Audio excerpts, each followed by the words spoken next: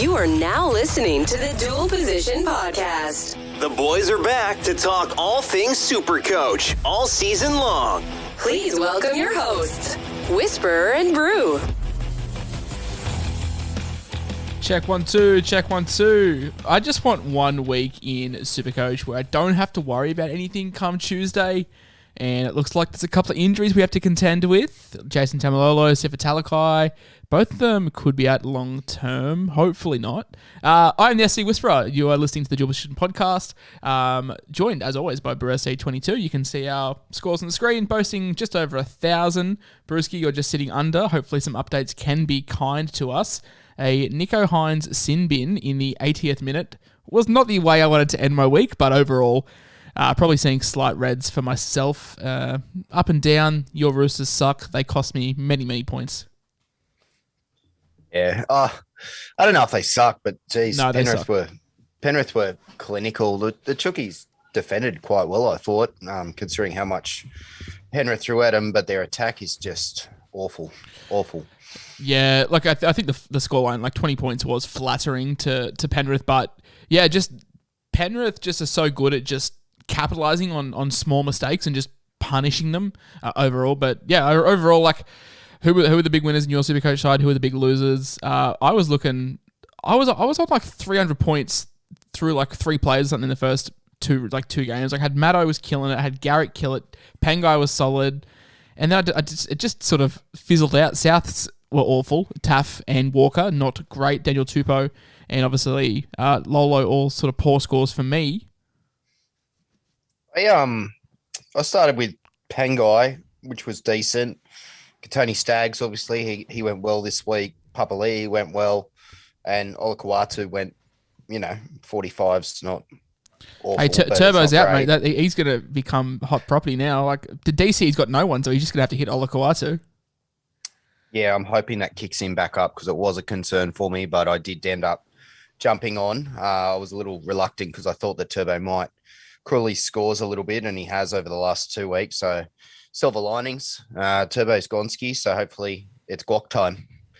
Yeah, so a couple of big things that have happened. Like Turbo done for the season, not good. Not good for Manly, not good for Supercoach, not good for anyone really. I mean, the positive thing is if we can find a positive out of it, he's going to be priced at an average of 65 next year, so going to be 100% owned in the preseason, which is not fun, but at least it locks down a spot for us for next year's planning. And I guess the game that we'll touch on to right now, the Broncos and the Knights, and if you own Selwyn Cobbo, you were having a flyer. If you bought him and then sold him, it is rough times. I was never an owner, so I'm not too fussed either way, but 131 points from Selwyn Cobbo. Is he Origin bound? I think they should wait, but I do think he will be picked. Well, his teammate Corey Oates is also playing exceptional footy right now too. So you've got Oates, Coates, and Cobbo. 2 of those guys have to fit into, or 3 of those have to fit into 2 holes. I think they just run with Coates and Cobbo personally. I think, but then again, Corey Oates is experienced in Origin, and that does count for something. Plus, I suppose Coates can play on the left, so. Yeah, we'll see. It might be Coates and I get so confused. Coates, Cobbo Oates, too many people. Yeah, too many Oates. So basically, I just got to fix my microphone there. Knights 12, Broncos 36. As I said, headlined by Selwyn Cobbo with 131. Jordan Ricky with 96. Ezra Mam on debut. Got the late call-up with an 88. Is he going to be around? Is he going to stick around long-term in this side, or does Kevy just go back to what was working with Adam Reynolds and Tyson Gamble? He won't stick around, barring injury, I don't think, or unless there might be a form slump. I do think long-term Mam and Reynolds is the combination, but I don't think after one game they'll throw out the other fella Gamble. Yeah, I think it'll just be back to Gamble, personally. Pretty much the entire backline scored well here as well. Well, Herbie Farnworth got a 71. Staggs got an 83. Coates got a 67. And then you got your middles in Pat Carrigan and Payne Haas both getting 65 and 60 respectively. Both just laying a platform. Payne Haas poor week or quiet week last week. 60s quiet for his standards. Heading into Origin, off the shoulder. I did sell him. Obviously, I'm not glad to sell someone who pumped out 60, but there are the same option or same price output for cheaper options. If you did hold through the injury, I'd be just holding him through. But not the Payne Haas of old. I don't know if that was a case of a dominant Broncos side that didn't need him to roll up the sleeves, or if his minutes are being managed ever so slightly. For the Knights, however, Tyson Frizzell 78, Kalen Ponga 78, Clemmer with a 69. Just backs up. Like, I had concerns over his output with Barnett back, with Frizzell back, with the Saifedi boys playing big minutes, but he is turning back the clock to 3-4 years ago with his output. Yeah, bona fide keeper at the moment. So if you did jump on, and I know over the last week or two, a lot of people have been considering that, good work. He's definitely someone I've got my eye on bringing in, probably as soon as round 14. Shout out to Bradman Best's elbow. That was yucky. Less said about that, the better. Moving on to game 2, the Tigers 36, the Bulldogs 22. It's always a good week when the Tigers win and the Chooks lose. Headlined by Kenny Mamala with a 90-point game, 2 tries in that corner at Leichhardt. Joe Hengawi, I feel like I'm saying his name way too often week in, week out for good scores. He had an 88. Brown. What a great story. Like, he was told, wouldn't play again, drove left, right, and centre, travelled overseas to get clearance, finally got it, came in, 87 points. What a story for him. Luke Garner with an 84, Stafford Toa with a 78, and Jock Madden with a 61. Overall, I don't know. It's a nice win. We scored 36 points, which is great. But we let in 22 against the side. Was it a nice win? I mean, any win's a nice win. But we scored 36 points, which is cool. But we let in 22 against the side who have the attacking shape of an under sixes side, which isn't that great. Yeah, a lot of those points that you scored too in the second half came with the sin bin. So that's why I said, like, I wouldn't be overly excited about it. First half, you looked wonderful, but second half, they pulled your pants down a bit. And then obviously you guys only really fought back when, I can't remember who the second sin bin was. I think it was Shop. Was Shop the second sin bin? Might have been. Shows you how much attention I paid to this game. Your favourite player, Jerry Marshall King, was very good. Oh, he's fucking killing it, isn't he? He obviously listens to the podcast. Yeah, shout out to JMK. Shout out to JMK. He's heard my verbal bashings in the off season and said, "Who's this bald bastard? I'm going to fucking come out and destroy it." Him and Sean Lane, both big fans of the show. Big fans. I'll tell you what though, it is Carraz season. He has announced himself. Had a great game in his first game. Had a great game in his second Supercoach game. All aboard the Carraz train. Yeah, the way that he played makes me happy that I went a week early on Peoples. Because it's just one less headache next week. There's quite a few cheapies on offer next week, and you're obviously probably not going to be able to get them all.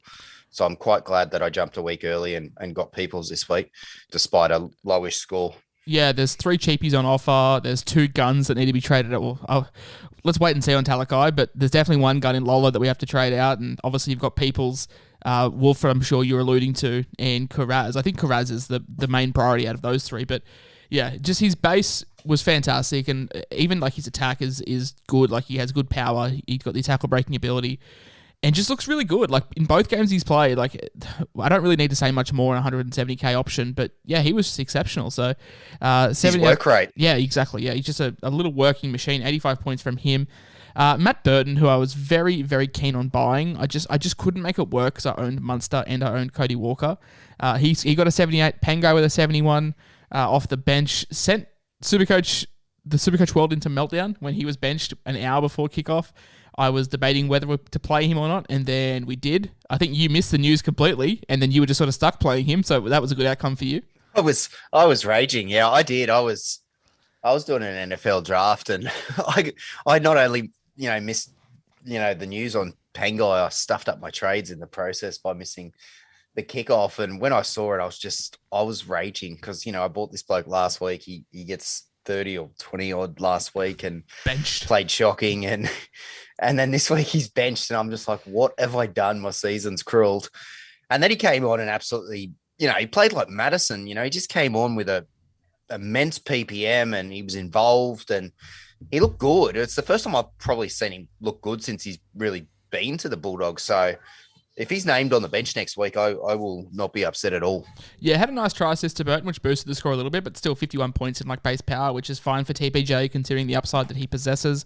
Aaron Schott with a 70, Paul Vaughan with a 60 round out the sort of best scores for them. You touched on Ryan Madison, and he was a big part of why Parramatta did get the win 22-20 over the Manly Seagulls. 91 points in just basically pure base power. Absolute machine, was upgraded immensely through updates. He was an absolute freak. I wasn't concerned, but I bought him this week. And when he was moved to the bench, I was like, he's still a safe 60. But in no way, shape, or form did I expect a 91-point output in just sheer I think you and I said this. Like, I just didn't think that PPM could continue. But he scored 90 points in 60 minutes. And, man, he looks back to the matter of best. And I'm worried his name might get mentioned come Origin time. What did we used to call ourselves? Turncoat and something? Flip-flop. Yeah, that's it. Last week on the podcast, I said he was a buy, and you said he wasn't a buy. I'm sitting here without him, and you're sitting here with him with 91 points in base and power. This is bullshit. I'm sick of this. I'm out. Yeah, guys. No, good pick. And he's going to be hard to get because he'll be probably 700k plus. I'm assuming with this score, and I guess the other guy is Penasini. Penasini is dead set sticking the boot in everyone that sold him, and he looks fantastic too. Like, I wish I'd kept him. He could be a season-long hold, especially with the Eels' pretty good draw for up until about round 21, 22. I think the Eels got a gun draw. Yeah, look, I did sell for someone good. I sold him for a gun, but I can't remember who. But so it was sort of sideways. But yeah, he is sensational. Like, just the work rate. I think you and I alluded to this in the preseason when we did our sort of preseason analysis. I think you mentioned Will Penasini and his base and how it's a safe floor. Although he is playing like in one of the worst spots to play on the right centre for Parramatta. It's not a historic scoring point. When he moved to the left wing, we all sort of jumped up and down, but he's just made it work, and he's been fantastic. And yeah, looking like a season-long keeper. Guthrie with an 83, Sean Lane, big fan of the show, with an 82. Hayes Perham with a 78, Tom Opachik 73. Isaiah Papali'i, he was looking grim, looking around the sort of mid-40s, and then he pulled out some junk out of his arse in the last 5 minutes, got a try assist to Will Penasini, so that bumped his score up to 72, which is respectable for his standards. Reid Marnie with a 64 as well. As for Manly, they got done by the boot of Mitch Moses. He kicked them to the win. They do lose Turbo, which is going to be a huge, huge hurt on their season. Does Des move Garrick to fullback, or does he move Cooler to fullback? It doesn't matter. I think Tupolotu's job security has been locked into place now. And if you bought him, I remember, I think him and Tass were the same price about 4 weeks ago. And if you went the Tupolotu route, you are laughing all the way to the bank because his spot is locked in, and a 72 performance this weekend. Like, you're collecting points, you're collecting cash, and you've probably got a season-long keeper now. The week that everyone jumped on Tass, I remember it. Tupolotu was about 245, 255. He'd had one rice or something like that. That's right. So he was slightly ahead. And I remember at the time going, there's no point getting this guy. He's just going to burn me. And how wrong we were. Like, Tass burned us in the end, and he's a bona fide stud, basically. He's earned his spot somewhere in that back line. He has a spot now, and I think he'll be there for the rest of the season. So it doesn't matter who comes back now. I think he's in that side. It'll be interesting to see how Manly go without Turbo. In recent times, they have played a little bit better without him. Not better than they do with him, obviously, but compared to what they used to put up without him, they have improved a little bit and learned to play without him. So I expect Garrick to go into fullback 100%. He's a weapon himself when he does play fullback. Cooler's been a great disappointment for me. Yeah, well, that's the thing. Like, with Tupolotu playing so good, you've got Saab to come back into the fold, and I think it's going to be a shootout between Saab and Cooler as to sort of who gets the spot, because the centres, you could drop Morgan Harper. It's sort of been up in the air, and we'll have to look at it in time. But Garrick, as you mentioned, 100 points from him, which is fantastic as an owner. 72 points from Lachlan Croker, 72 points from Tom Trbojevic, who is no longer playing for the rest of the season. So, look, if you bought him, look, he's lost 424k. He had 166 break. He's going to lose close to 500k when it's all said and done this season. And that's got to be one of the biggest fall-offs that I can remember in recent times. Yeah, well, when you're priced at 1.2 million, it's double-edged sword, isn't it? Yeah, it was always going to be tough for him to live up to the magic of last year. Morgan Harp with a 70, and that's going to round out the top scores. As you said, Kula, probably the only fantasy-relevant guy down here with a 33, and Ola Kawatu with a 45. But I'm seriously looking at picking up Ola Kawatu moving forward as a Lolo replacement with no turbo in the side. We saw how good he was with that combination with DCE, and over Origin, yeah, you'd think that he will just be a focal piece that they use. Like Kieran Foran might start to swing both sides with Jerry Evans out in the Maroons camp. Moving on to, the first game on Saturday? The Dragons 24, the Warriors 18. This was a terrible game to watch. But it wasn't terrible because at the end of the podcast, I think I said Cody Ramsey for 100. And he went very close. He got 94. Is Cody Ramsey a legitimate option, or are we just looking at this because he's played the Warriors? Yeah, I thought he was an option in the preseason, and look what happened. So I'm going to say no. Yeah, but he just looks so good at fullback, and I don't know if it's my Cody Ramsey love affair, but he just looked really, really good at really quick on his feet, really electric. And like I said, I don't know if that's because the Warriors just are not good. If he does it again next week, then I'll consider it. Around 14 target, I'm strongly considering, and I have been for many, many weeks, is Zach Lomax with a 92. He looks back, ? I want to see him do it against a side not named the Warriors, and we'll go from there. Talatal Moan, 83. Mick Molo, not Francis, 69 points from him. No real huge scorers from the Dragons, just sort of a solid performance all round. Hey, someone that I am looking at, and if they can find their mojo, because they haven't scored a try since round 1 when they scored 3, is Michaeli Ravalawa. Now, he's priced at 287k and at a 40 break even this week, so he'll go down ever so slightly. We can get Ravalawa at 270k. I think that's too much to pass up. I know he's been out of form. I know he hasn't scored tries, but at 270k to have on your bench he'll play around 17 as well. And he's not one of these guys that will be a terrible AE. I think he'll be a safe 35 points each week, and then the upside that he possesses, I am looking at him.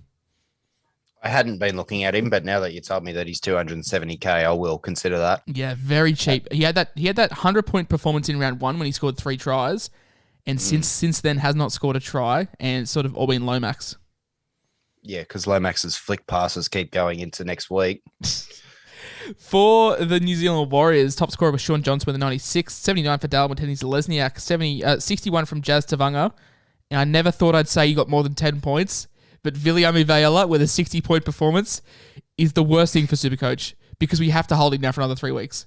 We have to hold him, and we have to ride these price rises. And knowing our luck, he'll score 10 points next week, 10 points the week after. Oh, no, sorry. He'll score 10 points next week, and he'll score another 60-point game in round 13, and then we're forced to hold him even longer. How's he only got 60? He scored, from what I saw, he scored 2 tries, no line breaks. He did make a line break towards the end of the game, and I could have sworn there was a try assist, which should have had a line break assist. He's actually not even going to make that much money. He had a 26 break even, so he didn't even exceed his BE by that much. So, yeah, he'll make a career day and he gets 60. Wow. Oh, I can't wait for round 14 to come quick enough. AFB, Liz Frank injury, could be out for quite a long time, but Tohu Harris is back. If we're looking at a Lolo replacement, Tohu Harris, 56 points, and he's only his second game back. He will be 601k with a monster break even, so expect some price drops. But yeah, look, you probably can't wait till round 13 if you've got Lolo, or unless you want to go buy a Matto or something. But yeah, I'm definitely looking at picking up some tofu for myself. If I go there, it would be not next week, the week after. Yeah, on round 13 after he gets his first drop. Yeah. Yeah, definitely. I'm looking at him. I watched the game closely. He was well involved, and I think his work rate's only going to get better as he gets fitness in his legs, and they do look a lot better, and he is quite creative. So I think he'll have either tries or try assists or line break assists or whatever pop up over the week. So he's definitely an option, but if I can get him at a bit cheaper of a price, it's the timing's just rough. If he had to come back a week or 2 earlier, it would have been perfect. Well, now with the Lolo injury, it just sort of it really hinders us a little bit. On the podcast on Tuesday, I said one of my hot takes for the week was Melbourne. They were going to put 40 points on the Cowboys. Yeah, 36-6. Cowboys absolutely throttled them. Yeah.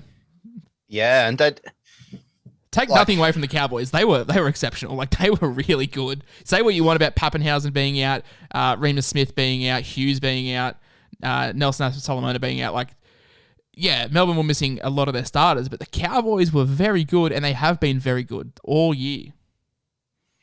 Yeah, look, I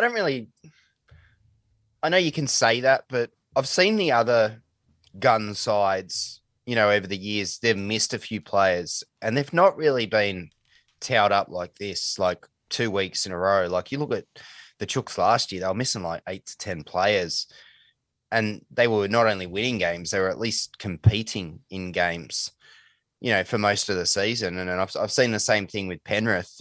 Last season they went through a period where Cleary, was out with his shoulder, and I think Luai might have been out at the same time, et cetera. And they just, their systems got the job done. And even if they lost, they competed. And that was probably the worst Melbourne performance I've seen in many, many years, to be honest with you. And I give full credit to the Cowboys. I mentioned Reece Robson last week, how I thought he was a buy, and he was brilliant on the weekend. I thought he was one of their best, 100%. And, Nanai's one of those players. He reminds me a little bit of Kickow. He does these freakish things, and then at other times he's a little bit lazy. And the whole backline's really purring. And Chad Townsend, I know he cops a lot of shit, but I think he's a really underrated buy for what he has done for that side. Yeah, you and I slammed the Cowboys. I didn't think how the Townsend thing would work. Like, we rinsed them. I think I had him coming second last. Yeah, I think I had them. And I'll put my hand up and say I was wrong, 100% wrong, because they look every bit the top 4 side at the moment. Genuine question. Let's say Damien Cook is not available for Origin. Reece Robson. Over Coruscant? Ask the question. Over Coruscant, yeah. Yeah. He's much younger, so and just in general, I think he's more suited to Origin than Api is. Api has a lot of errors in his game. Yeah, I don't hate that call at all. You mentioned Nanai, 91-point performance from him. Reece Robson with an 89-point performance as well. Tom Gilbert with an 86. Peter Hiku with a 70. And Ruben Cotter with a 60-point performance off the bench. The big thing to note here, Jason Taumalolo, 16 points out for potentially 4 weeks with a medial, so kind of ruins our round 13 planning. I didn't really see him as a keeper long term, so yeah, he's got to be moved on. For the Melbourne Storm, Craig Bellamy's come out and admitted that Harry Grant is not a halfback as much as they needed to make it work. They need Hughes back. I think Hughes is huge for this side. They need him back desperately.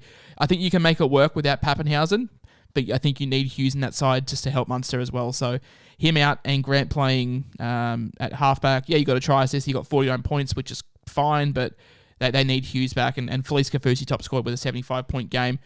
No one else scored above 50, so it says a lot. Panic stations for Cam Munster. Are you looking to move him on, or is it just a bump in the road for a guy like him? I won't be selling Cam Munster unless he's injured. I think they should have just picked Nick Arima, to be honest with you. Like, it would have made more sense. And then you still get Harry's attack out of dummy half. You get Brendan Smith would have stayed in the prop position, which I think would have helped them defensively and given them a little bit more punch coming off their own goal line. I just think it would have made a lot more sense if they had done that as opposed to moving Harry Grant. I think they were putting a lot on his shoulders the same way they put a lot on Paul Wishart last week to ask him to play fullback against the defending premiers. So, yeah, it's weird to see Bellamy make tactical errors, but I think he has made a couple in the last few weeks. We are all human. I think it'll be a big test for the Cowboys next week as they take on the Panthers, who looked, quite frankly, ridiculous as to how good they looked against you guys. Like, say what you want about how poor the Roosters were and a couple of errors here or there, but the fact that Penrith just took those errors and just butchered, like, that's what the good sides do. You give them an inch, they'll take a mile. And the Penrith, just with 32 points, looked effortless in doing it. You guys did not stand a chance in the second half, and I think that's just all down to Penrith and just how clinical they are. It's scary how good this football side is. The funny thing is that we dominated the second half. Like, we had all the possession and we basically couldn't crack them. Like, I think that says more about Penrith, to be honest, about just how good they are at defending. I can't cop Penrith, but you've just got to take it, just how well oiled they are. It's scary as to how good this football side is and how young they all are as well still. Look, I'd normally come on here and I'd slam the Chalks and I'd be all pissed off. I'm not actually that pissed off with the loss. For the first 25 minutes, it was a real hard fought back and forth game, and the defense was great. And when Yeo put that move on, or however you say his name, like it just opened the game up. And then off the back of that, the Roosters lost their mojo a little bit in their defense. Just momentarily, it was like a 10 or 12 minute period of the game, and they put on 18 points. And then in the second half, one of those tries that they scored was an intercept length of the field try. The Roosters were quite good. It's just at the moment, like Luke Keary as a Roosters fan is really giving me the shits. Like he's just not playing good football at all. And I think it's hindering Tedesco. It's hindering young Skywalker as well. And he's the thing at the moment. Like he needs to take control and be a halfback, but I don't think he is. I think he's a 5'8", and I think that's where the Roosters are going wrong. Yeah, it's tough. It's tough to work out where it's going wrong. What isn't tough to work out though is Supercoach points, and Angus Crichton with a 74 and Brews buy of the week. Nat Butcher 69 points doing sweet FA. Yeah, I didn't think he played that well either, to be honest with you. From a non-Supercoach perspective, he got found out defensively once or twice. So 69 points, but for Supercoach purposes is wonderful. I don't know if that will be the same next week when he moves back to lock, I assume. But his work rate's always been there. And I did say earlier in the week that he does have an attacking upside, so it might balance out. He's definitely still a buy, and he's someone I really think I will end up buying this week. I'll probably end up skipping on, I think, the Canberra hooker. I'll probably pass on him. I think I'll go Butcher this week. I'm glad you're seeing the light that Wolford is not the greatest of buys. I think he is, but the minutes today were concerning. But we'll talk about that on Tuesday. That's the thing. I just don't think you can. Teddy with a 67, Momirovski with a 66, Luke Keary with a 65, Takiaho with a 64. So plenty of good Supercoach output for a side that only put up 12 points. But just from a footy standpoint, if you looked at the scoreline, didn't watch the game, you'd think Penrith just ran you off the park, but it definitely wasn't that at all. I think they were just very good at taking what was given to them. Jerome Luai with 102 points, Fisher Harris with an 89, Cleary with an 84, Api Coruscant with a 70, Isaiah Yeo with a 68, Scott Sorensen, the bench player of the year. What's he like? He hasn't lost, I think he's won 20 consecutive games coming off the bench. Good stat there, 65 points from him. But yeah, overall, I just think shows just how quality the Roosters are. We're going to take a quick short break, and we're going to finish up with the Sunday games, finish up with our winners and losers, and we'll answer a couple of your guys' questions. So sit tight, and we will be back very, very, very shortly if I can find the thing.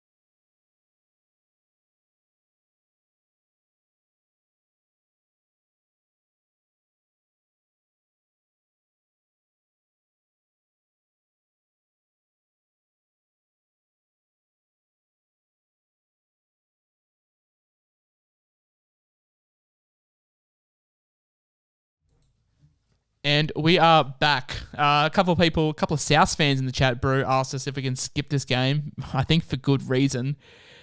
Souths 12, 32 the Raiders, Souths were shocking.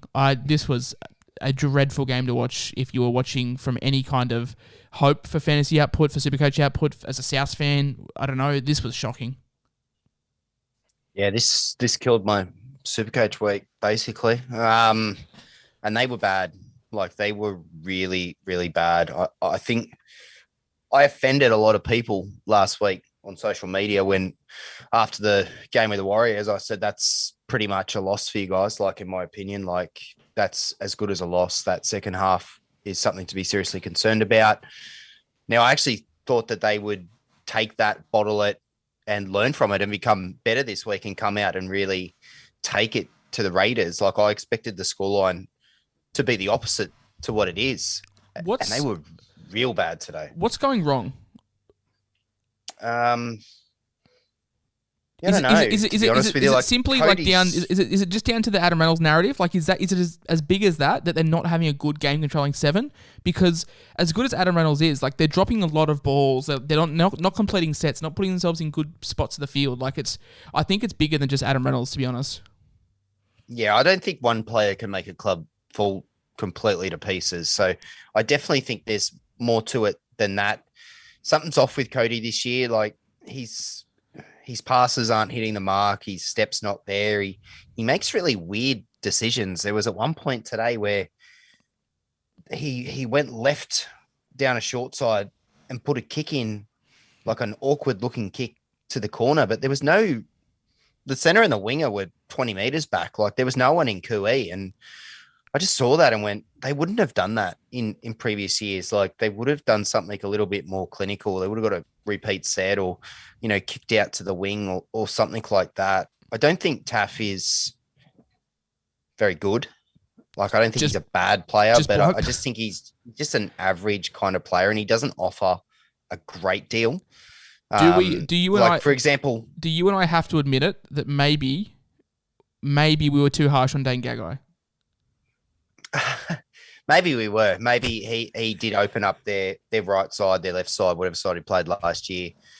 I can't even remember now. Left. I'm too fixated on Taff. Like, I think he's playing fullback. Taff is playing fullback for South at the moment. I think Ruben Garrick's a better fullback than he is, and he doesn't play fullback as his primary position. For example, I think he offers more creatively.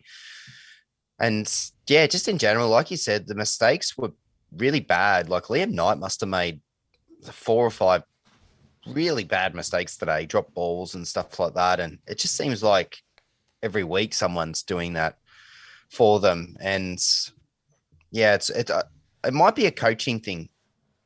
It's something we haven't considered. It might be the way they're being coached. Like, Arrow can be quite creative, and he's doing nothing. Sorry, don't get me wrong. He's doing a lot of work. He's making a shitload of tackles. And I think he was their leading meter eater today, but there's no offload. There's none of the creative stuff that we know that Arrow can do. We saw him do it for the Titans. Yeah, I just don't know where to put my finger on it, just from a footy standpoint, because, like, the talent is there.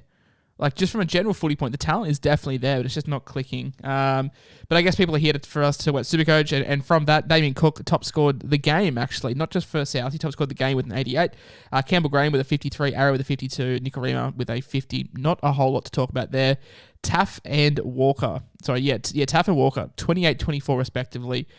I think Cody will always feature in my 17 each week, but Taff, I just don't think the ceiling is there for him to be a genuine reserve. Like, I'm leaving out guys like Cotter or a guy like even Starling, who had a better game. Like, I'd rather just take the safe floor with them rather than risking on Taff. So I think he's done his dash in my side, and I don't even know if he's worth holding up until round 17. I sold Taff this week. Yeah, look, if I had some boosts left, he'd definitely be someone I'd be considering flicking on. But for now, I think he's okay to ride the pine. His break-even this week was 6, so he'll still make a little bit of cash, and maybe he's a trade-out target at the end of next week. But for the Raiders, for as much as I give Ricky Stewart shit, it's working. Whatever they're doing is working. Jack Whiten, I think, is huge for this side.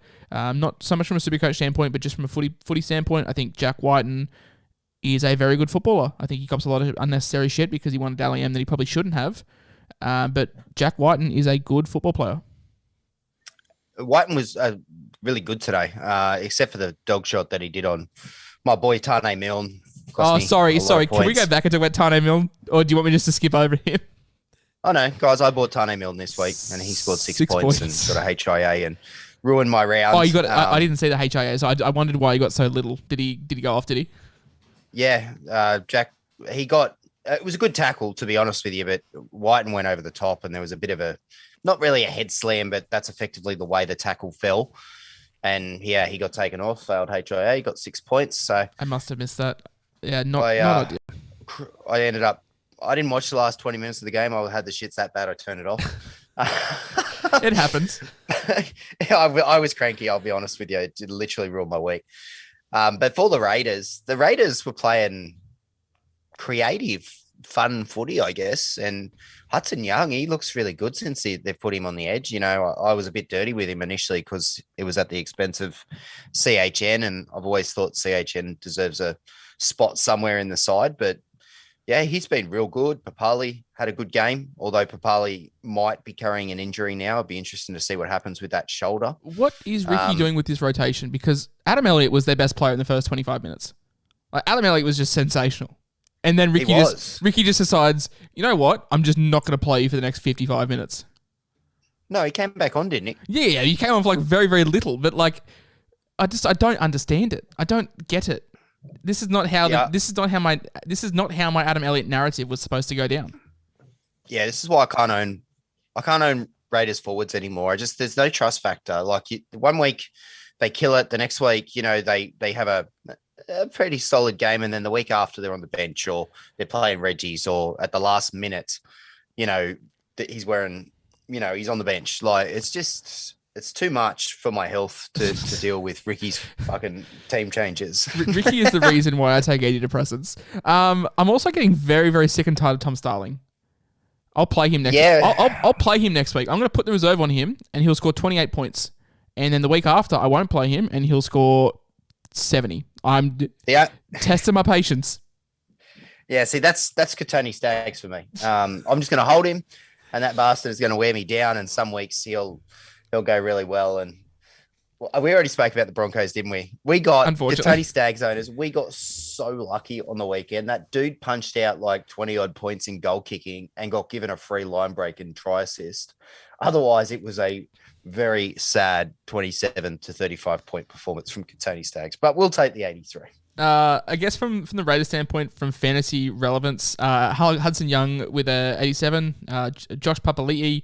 In hindsight, I should have put my entire life savings on him to score a try in a milestone game. Hindsight's a great thing. Should have done it. He got an 83. Nick Kotrick got an 81. Rapana with a 68. Horser with a 61. And that is kind of it for the big scores. Heading into today, however, sort of make or break for a lot of people. A lot of people either were tossing up between Hines or Cleary or whatever as to what they did. And it sort of came down to this last game. And it was the Titans 18-25, the Cronulla Sharks. And Jared Wallace with a double. Would have paid a fortune if you put some money on that. Isan Masters with a 73. Jaden Campbell with a 64. And that is sort of it for the top scorers in there. No one sort of over 60 for them. However, it was looking great for Nico Hines, captainers. He was on 75, slots a field goal. You know what? We'll collect our 85, 90 points pending updates.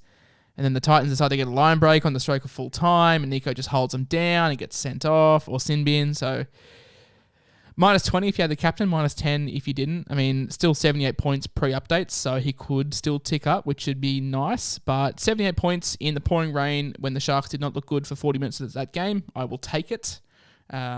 You captain Cleary this week, if I'm correct?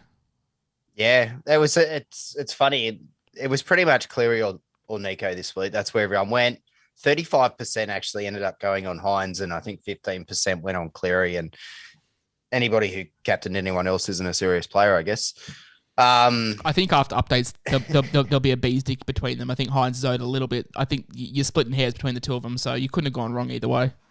Yeah, well, that was my point. And it was just funny with the sin bit at the end. Like, I own Nico Hines, and I was cheering that he got binned because I saw him go to 84.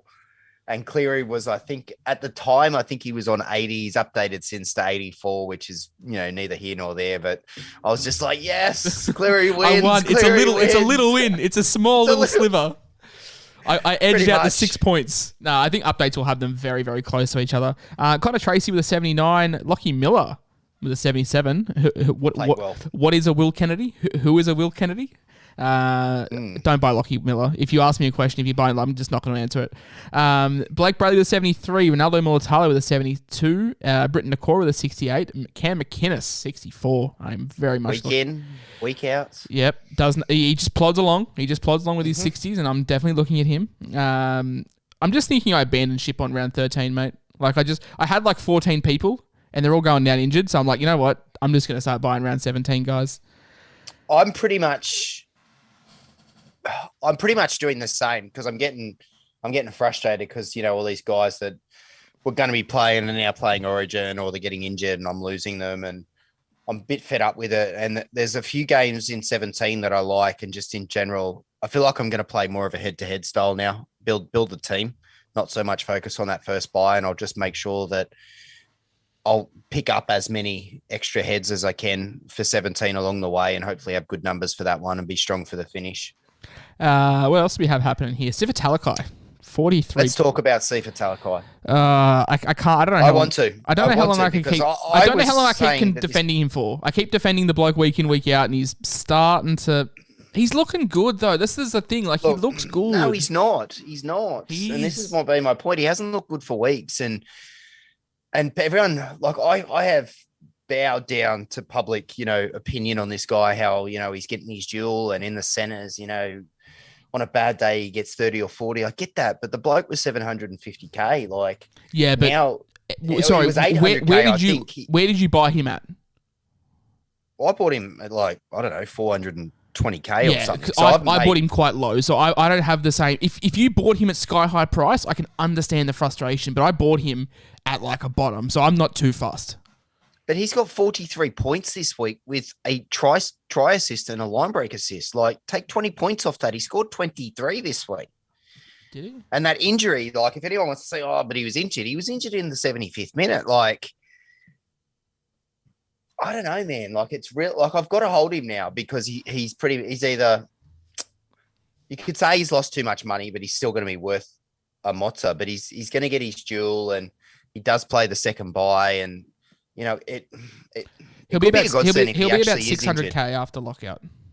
If he is injured, it could be a silver lining there, because I honestly think that there's better options. Like, I'd rather take someone like a Garrick or like a Mulatalo, for example. Someone just posted. I'd rather have them. Someone just put that in the chat. Is Talakai to Ronaldo sidewards?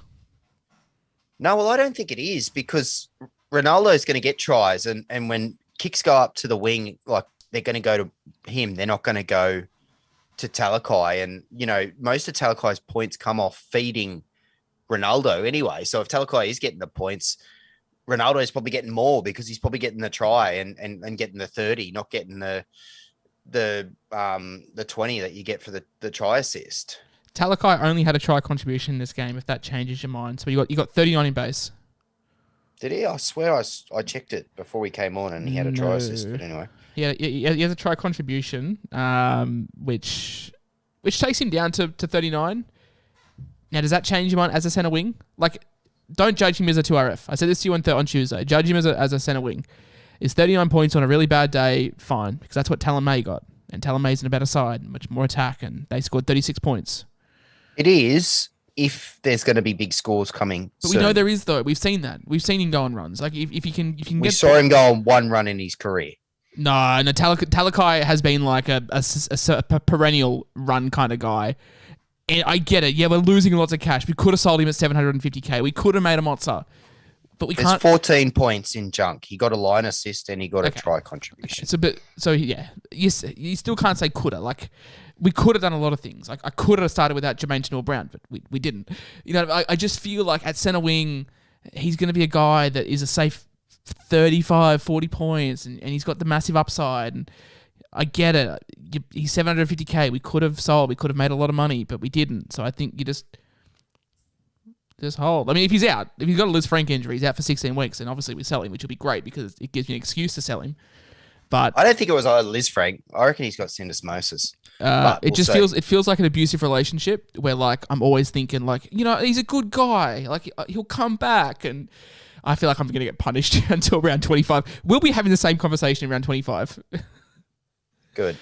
Hopefully I'm on the other side of the coin. That's basically the round done, my man. I kind of up and down. I think if you scored around 1100, you've done very, very well. If you scored about 1050, whatever, I think that's par. But yeah, it's hard because like the scores that I judge par off are very, very good players. So I'm kind of going to gauge from what's happening in the chat. But yeah, I mean, 980, you'll probably see some red arrows. I'll probably see a fair few red arrows. I'm sitting in the top 600, so I will see some red arrows with just over 1,000. But let's hope updates can be kind to us. I think 1050 is par, to be honest with you. There's a lot of people under 1,000. I think 1050 is thereabouts, but like, I don't know. It's hard for me because I'm looking, like I said, I generally get par from the Podmasters group. When I'm looking at my Podmaster League, and most teams, like, we're in different. Spy got 1,044.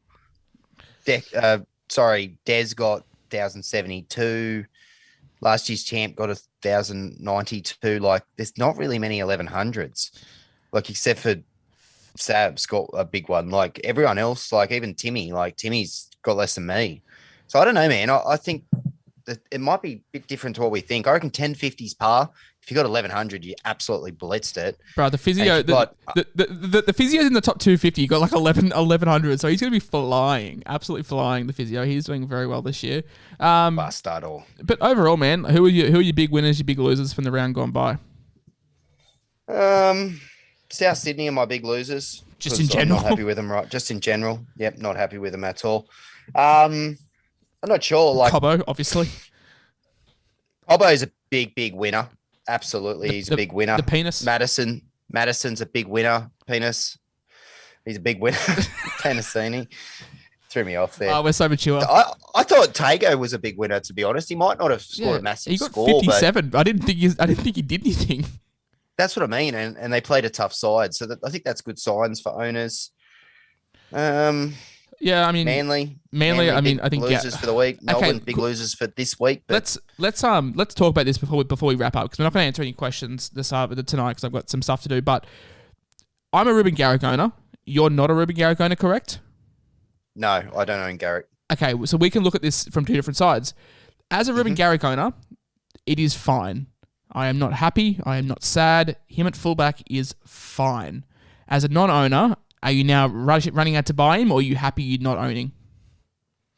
I'm not running out to buy him. I'm having a look at him now. So he's 635 for an underperforming fullback. 71. So he's going to probably be at 650 if you want to get him this week. Available at centre, playing fullback for the rest of the season. I'd need to have a look into his scores when starting. From memory, fullback. Last year he had one exceptional score, and I think it was against the Cowboys. I think he scored 100 at fullback, and then after that it was sort of 55, 60s. So like that's what I'm saying. As an owner, it is fine. It's cool. It's whatever. But like as a non-owner, I don't know if I'd be rushing out to buy him. But I wouldn't be panic selling either. Yeah, it's hard for me because I've got Tago and Talakai to come down to my centres, and I really think Suwali, Talamay, and Tago themselves, I'll probably hold them for the most of the season because I just feel like your mate Daniel Tupou, he's playing his last game for my club next week or the week after next. He is done. Well, see, I'm thinking Suwali is going to be a real long-term hold. Yeah, I'll hold Suwali. I can see him being Tupou, but the difference is you got him for peanuts and you can just flex play him come the back end of the season. So I don't really need to chase too many centers. That's why Talakai I've kind of been looking and going, you know what? Once these guys come down, I'll have pretty deep. Like I've got May, who's a season-long hold in my opinion. Stags, who probably isn't a season-long hold, but he's the top guy that I could. And I've got Tane Milne now, who I bought last week. And Vayela, mate. This week. Don't forget Vayela. Vayela's an absolute weapon. So is James Schiller, and so is Tavita Kula. Studs. Yeah, you're right though. I've gone from having like a very, very thin centre wing to now moving Talakai down next week and moving Tago down this week to being like, oh, one of these guys have to sit out. Yeah, I'll have to move him slowly based on when I can pick off Kula and Vayela. So they might not even move down next week for me. But as soon as I can get them down, I'm probably going to have to flick Schiller and do a sideways trade to a cow that's actually going to make some money. But All right. We'll work that out. Before we go, are you getting in Carraz, no questions asked? To be honest, I will probably go Schiller to Carraz this week. I've been holding Schiller, hoping that, Ricky would would keep getting his shotgun out and shooting these blokes, and eventually his name would just pop up on buy round and I'd have an extra number, but it's looking unlikely now. All right. You've been listening to the Dual Position Podcast. I've been your host, the SC Whisperer, coach of the Ramsey Resurgence. I've been joined by Brew SC, coach of the Brew World Order. We'll be back on Tuesday. We're back on Tuesday to round up Teamless Tuesday and preview the fun week ahead. Mate, where can people find you if they want to tell you how bad at Supercoach you are? Twitter. Find me on Twitter, BrewSC22. All right, guys. Thank you very much for listening. Enjoy tomorrow when the lockout opens, and make those rage trades. We will talk to you on Tuesday. Bye. Ciao for now.